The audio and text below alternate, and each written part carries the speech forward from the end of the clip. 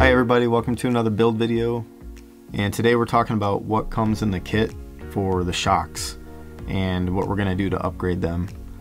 So the kit comes with the standard V2 setup. The shocks are 23 millimeters for the front and 27.5 for the rear, and they come with the tin coated shock shafts. As far as the springs go with the kit, you get the yellow fronts and the blue rears. For the weights, you have 40 weight for the front and 35 for the rear. The pistons are machined pistons. It's a 1.6 front and a 1.7 rear. We're going to use a few parts out of this on our shocks, but it's going to be a little bit different on this car. And so let me show you what the upgrades are going to look like for the shocks on this car. Okay, so starting us out for the upgrades, I did go with the Kashima factory team shock bodies from Associated, and I've never run these before, so I'm excited to try them out. I've heard mixed results. Some people say they can't tell the difference. All the Associated team drivers, I think, are required to run them pretty much. So they do look pretty on the car for sure. This is a standard upgrade I do for pretty much all my cars. It's the chrome shock shafts, and these polish up nicely, so I'll use some chrome polish on those. I did also go with the machined shock internals, and this is the first set of shocks I'm going to be running these. This is going to be an upgrade that I'm hoping that will make the shocks seal good and feel nice and smooth on the track. I do have some extra spacers to change if I want to modify the droop, and then of course the X-rings. Okay, so for some of the aftermarket parts I wanted to show you, I went with the Jconcepts aluminum shock caps, and then the aluminum bottom caps, and then the aluminum shock collars. And honestly, these are just aesthetics only. There's not a whole lot that they change as far as performance goes. And originally when I bought this stuff, I thought that I was going to not dip into any of the kit parts. So I did buy some extra O-rings. These came with the shock caps, and so these are going to go with the Jconcepts shock caps, which don't come with O-rings. And then for the bottoms, I did buy the rebuild kit for the shock collars, actually, that are going to go in the car. And then for the bottom caps, the only way to buy the rings, the O-rings for these bottom caps, is to buy the Associated set of aluminum caps, and they come with the O-rings. So I was kind of bummed about that. I thought it would be easier to get my hands on those O-rings other than needing to buy them in kits like this. And then for pistons, I'm going to go with the VRP pistons. These are the 6.7 version 2 and the 7.8. So the 7.8s are going to go in the rear, and the 6.7s are going to go in the front. So the VRP pistons have a slightly faster rebound behavior because when they're going onto the downstroke, flap opens up more holes. Okay, so I'm gonna rip all these packages open and start assembling the shocks, and we'll see what they look like assembled.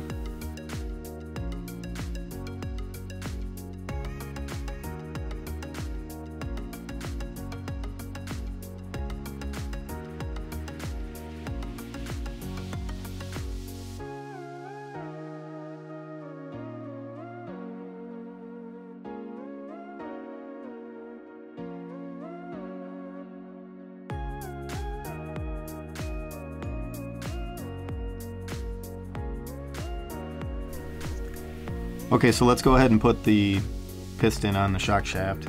I use this tool. It's a Protek shock tool, and comes in handy when you're building your shocks. So the first thing you do is just stick this in the end.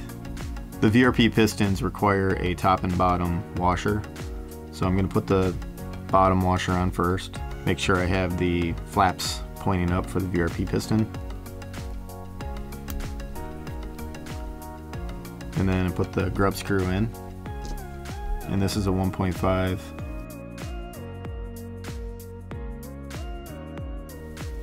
Okay, so let's build the cartridge now, and we're gonna put all these spacers in.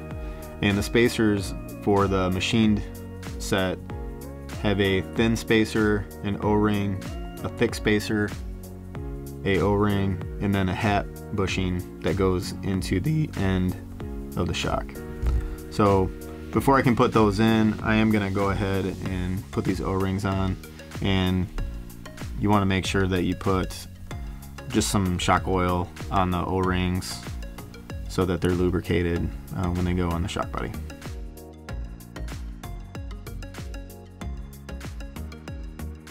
And let's go ahead and build the shock cartridge. So to do this, I like to use the green slime that lubricates the X-rings as well as prevents them from swelling, and it just helps assembly. The first one to go in is the thin spacer. And I usually just take my wrench and push it down in there, try not to scratch anything. Get a good amount of green slime on the X-ring. Cover both sides of it. Then stick the thicker spacer in and another X-ring.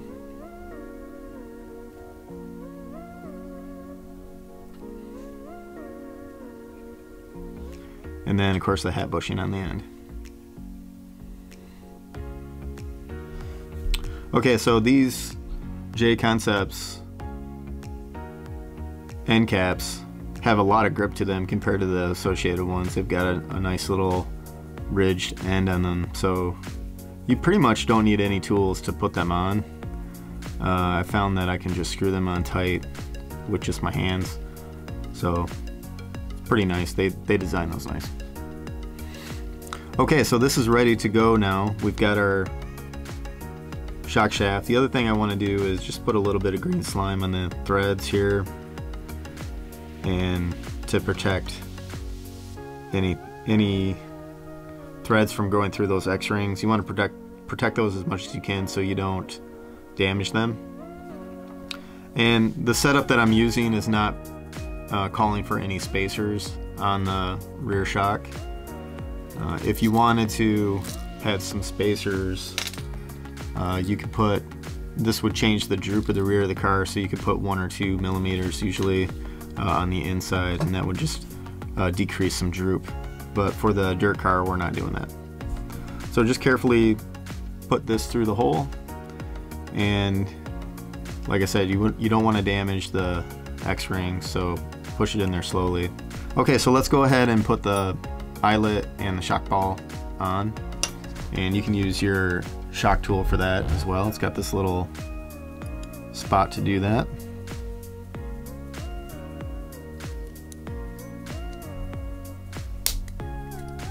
There we go. And then put the shock shaft on the tool and go ahead and thread it. Once the eyelet's on the shock shaft, you want to measure the stroke of the shock. For the setup that I'm doing, I'm going to have 29 millimeters. So I'm going to take this and look at 29 millimeters. I think I tightened it just slightly too much. I'm going to back it off a little bit. There we go, 29 millimeters. Okay, so now we can go ahead and fill the shock with some fluid. And this is where a shock stand comes in handy. I'm gonna fill it up most of the way, about 3/4. And then I'm going to move the shaft up and down to get out any bubbles that could have happened. And then continue filling it up all the way.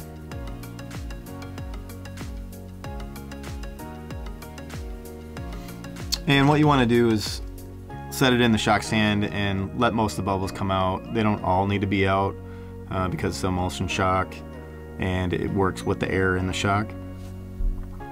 Now's a good time also to put a little drop of shock fluid in the cap.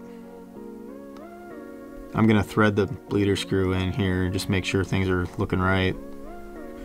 Okay, so while the bubbles are going, get some more shock fluid on this and get our collar going. This is probably the trickiest part of building a shock, is getting this little O-ring in the collar. Okay, so my O-ring is now in the collar. I'm gonna go ahead and put this on after I bleed it. Okay, so it looks like most of our bubbles are out. Let's go ahead and put the cap on and bleed it.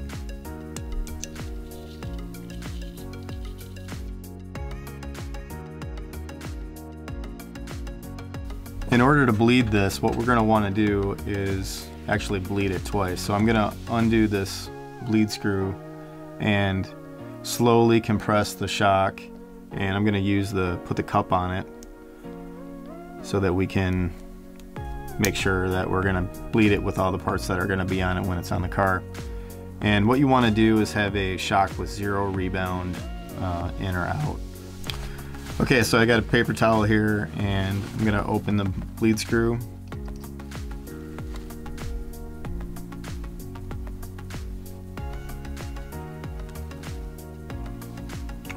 And some fluid will come out, that's perfectly fine. And just press down on the shock here and let some fluid come out.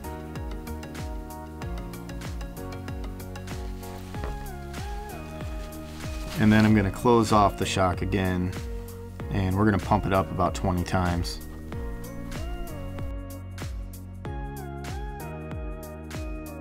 And it's looking pretty good already. You can see there's no rebound at all, maybe a slight little bit at the top. So bleed it again real slow. So before I open it up, I'm going to extend the shaft all the way down and then open the bleeder screw up again and just bleed them one more time.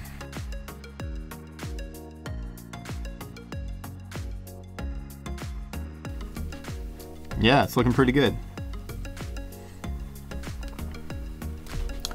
So after I bleed my shocks, usually there's a lot of oil on the outside of the shock, and what I'll end up doing is, before I put the springs on them, I'll just get some simple green and scrub them down really quick so that that oil and stuff just doesn't attract a lot of dirt when you're at the track, or dust or whatever it is, so you keep your shock nice and clean.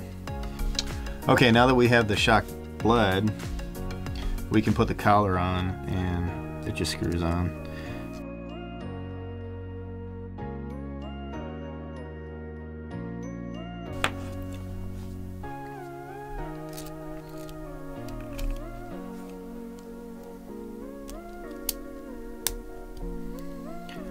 Okay, so there's a built Associated V2 fully upgraded shock.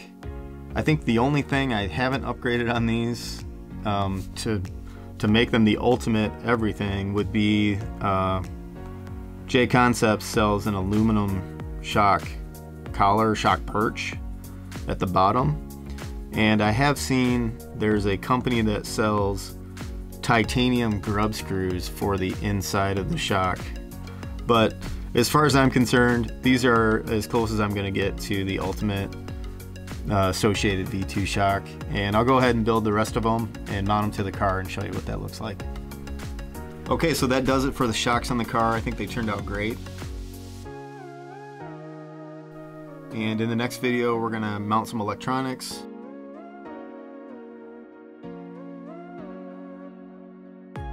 and also talk about upgrades that are going to happen to the car to make it a 13.5 racer. Thanks for watching, and we'll see you in the next video.